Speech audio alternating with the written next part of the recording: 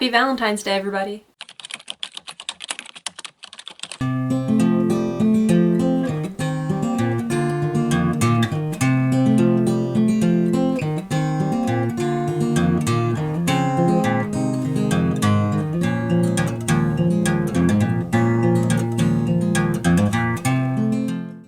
This video was a last minute decision, so we're gonna see how it goes. I feel like that's a lot of my midweek videos. I just kind of decide randomly, let's do this. So anyway, for this video, I just wanted to share some of my favorite romance books.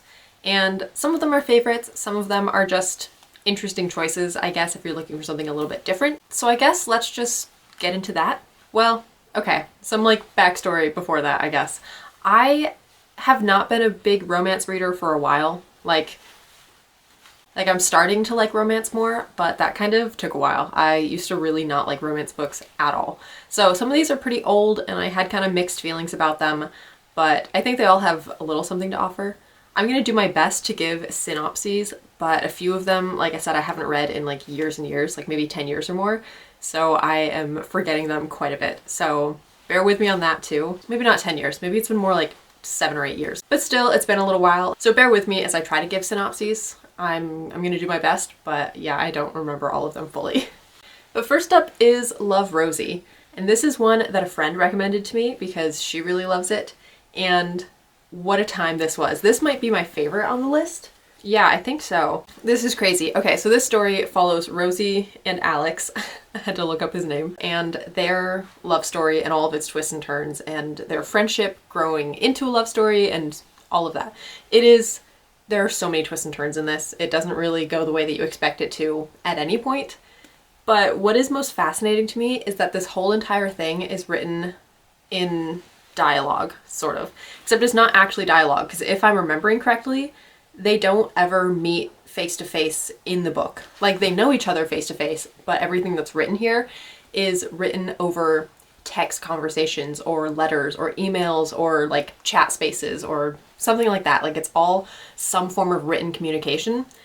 And that's all that this book is just the written communication between these two and between Rosie and other people in her life.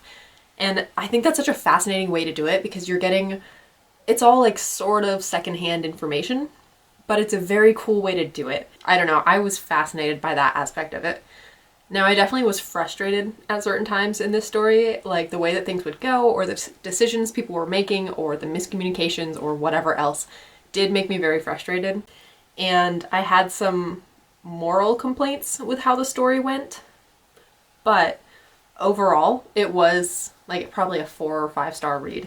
And I don't know, I thought it was so cool. I just think that the telling of it in all dialogue is so cool. So if you're looking for something a little bit different, but also a very long drawn out love story, check out Love, Rosie. Now, I can't give my favorite romance books without including Nicholas Sparks. I know that he is not necessarily the epitome of writing, but I think that his romance stories have stood the test of time. That's what I'm looking for. He's a very popular romance author, and I think his writing is not the best, but his romance stories are pretty good. So, Dear John, I have fond memories of. I was rereading my review, and apparently at the time I didn't love it so much. I had a hard time getting through the beginning portion of it, but then towards the end I felt like it really picked up and I just flew through it. So Dear John is a classic. I think it's worth the read if you really like romance and you're not so concerned with the writing being the absolute best. The Lucky One I remember liking more.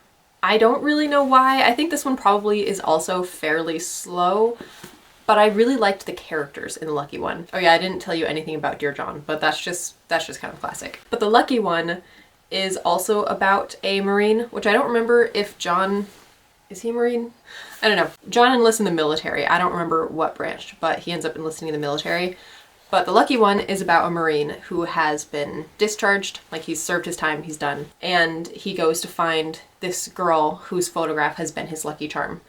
And he's just looking for her. So he does find her. She doesn't know at first that that's who he is or how he knows her, but he does find her and ends up being a good friend to her.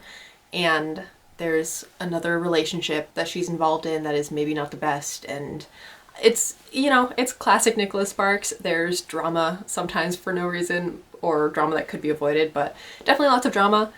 but I also just thought it was really sweet. I don't know, I have fond memories of this one. I think I really just liked Tybalt, Logan Tybalt, who's our main character Marine guy. I think I just really liked him. I thought he was pretty great. So this is another one that I'd recommend for Nicholas Sparks. Otherwise, I haven't read too many of his, and the last one that I read I was not a fan of, so I don't recommend The Rescue, but I would recommend The Lucky One or Dear John. Okay, this next one I also have mixed feelings about, and I think this one I read the earliest, so I don't remember much of the plot, I gotta be honest. But it starts with this like social experiment. This girl, I think they're in college or they're going into college, maybe in like their first year or something, and our main character Allison does this social experiment where two strangers just stare into each other's eyes for 180 seconds. And through that, she does fall in love, sort of. I don't know. This is so terrible. I really don't remember. I know that throughout the story, I mean, it ends. It is a romance. I will say, cautionarily, I did not like Allison the entire way through this book. I almost DNF'd it. I had such a hard time reading her. She's just one of those characters that is so whiny and victimized by everything and is very much just a woe is me character where like nobody's life can be as bad as mine is and I'm never gonna be happy, and I hated her so much throughout this entire book. But then the ending really got me, and I couldn't tell you why. I don't remember how it ended, but I remember getting to the end and being like, okay, that was worth it somehow. So go in to this one with caution if that's the type of character that you also hate. If you don't really care and you read stories with those types of characters, then maybe you'll like this one anyway. I just couldn't stand her the whole way through. But like I said, something about the ending really got me. And if I'm remembering correctly, they are like in their first year of college. So if you're looking for like a college romance, then I would recommend this one. Next is The Two Lives of Lydia Bird. This one I really, really liked, and I would like to read it again. I can't remember if I gave it 4 or 5 stars at the time, but I loved it so much. So our main character is Lydia Bird, and we come into her life after an accident in which she has lost her husband. And throughout the story, we see her two lives, her two possible lives, where in one life, it's her real life where her husband is gone and she's navigating the grief of that and having to move on with her life. But she also discovers a way to access this other life where he didn't die in the crash and she still gets to live with him. So it's a little bit of like an Inception type book, I guess. You know, like in Inception, there's that place where like people just choose to stay in their dreams because they're better than reality. That's kind of what's happening here. She has this dream life that is perfect, and then she has her real life, and she has to choose which one to stay in. And I just loved it because you're just living life with the characters. And that is usually my favorite type of book, is just going through day-to-day life with interesting characters. So I really, really loved this one. And I remember having to like race to finish it before work one day, and it definitely made me cry a little towards the end. So another good romance if you're looking for one. This next one I really need to give a reread. I'm very excited to give it a reread, but it's also one that you cannot read unless you have read the trilogy that it goes with, and this is A Night of Cake and Puppets. So this is a companion book to the Daughter of Smoke and Bone trilogy, and it follows Susanna and Mick and their first date. And it is so just adorable. It's just so much fluff and cuteness, and I really loved it because we have spunky Susanna, who she's, as Carew says, a rabid fairy, just full of spunk and full of hard edges kind of, but like a soft center. And then you have Mick, who is just the golden retriever boyfriend and is so sweet, and this was just adorable. So you do have to read the trilogy first.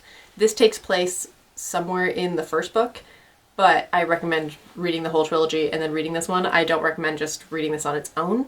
I guess you could, but that feels like cheating to me. I don't know. But anyway, this is my next recommendation, and one that I would really love to give a reread. I might just have to sit down and read it one day because it's not even that long. It's like around 200 pages, and there's artwork within it.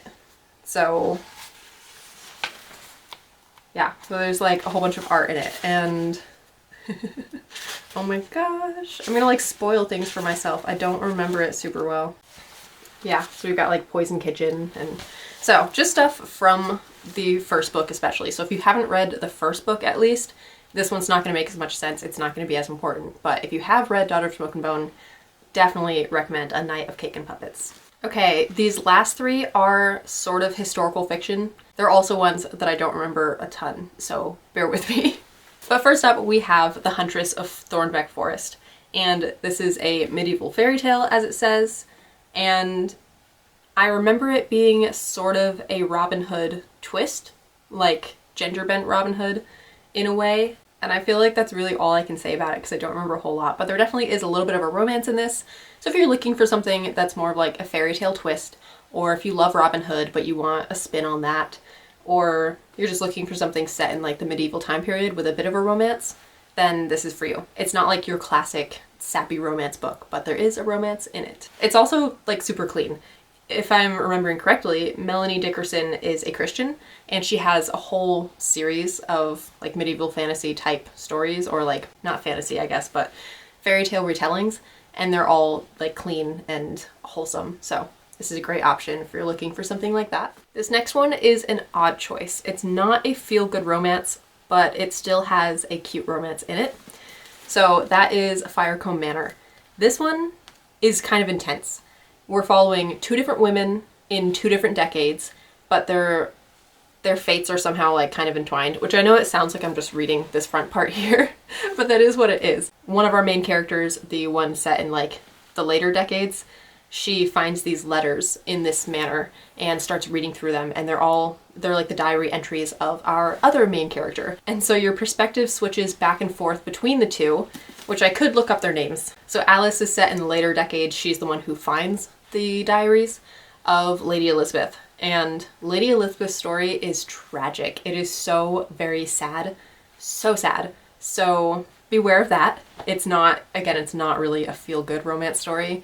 But Alice's story is kind of cute, and it ends kind of cute. So I don't think it's heavy on the romance. This is very, very light on the romance, but it's historical fiction. If you're looking for something like that, something with two different narratives going on at the same time, this is a good one to pick up. Just beware that it'll rip your heart out. And the last one is Dear George, Dear Mary, which again is a historical fiction, and it is about George Washington and his first love, Mary Eliza.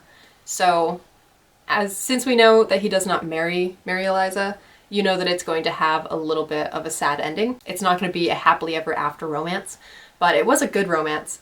And I read this after Hamilton had come out, and I was kind of obsessed with the musical. And it made the reading of this so much more fun because there were like references or things that I understood a little bit better because I had watched Hamilton, or just characters that felt more like friends because of Hamilton. So that definitely elevated it a little bit, but I remember it just being a sweet romance that ends kind of sad. So another one that's not going to be like feel-good, happy time for the entire time, but for the most part, it was basically just a feel-good historical romance. So that's my last recommendation for you. If you like historical romance, check out Dear George, Dear Mary. And that is it for this video. Leave a recommendation down below what your go-to romance is. Do you have an author that you generally gravitate towards for romance, or do you just pick up something based on the vibes? Are you like a cover person? I definitely picked up 180 Seconds because of the cover, so I definitely judge books by their cover. And that's what the cover's for. That's the hill I'll die on, is that a cover is meant to be judged. But anyway, that's a whole other topic. But what is your go-to romance? Let me know down below in the comments. And thank you so much for watching. If you liked the video, don't forget to like and subscribe down below. And I will see you in the next one. Have a blessed day, everyone. Bye-bye.